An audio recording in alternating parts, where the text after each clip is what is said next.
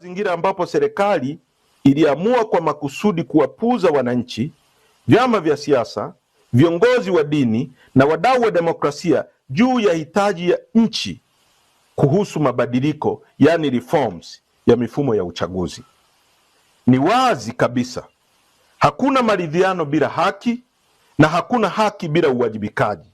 Maridhiano yanapogeuzwa kuwa wito wa kusema songa mbele badala ya kuamua kwa makusudi kuwapuuza wananchi juu ya madai ya msingi walioyatoa na tahadhari walizozitoa awali, na matokeo yake serikali na vyombo vyake vya dola vikaunajisi uchaguzi na kujitangazia matokeo batili kwa makusudi, kufanya uhalifu wa kisiasa uliopelekea mauaji ya raia na uharibifu wa mali.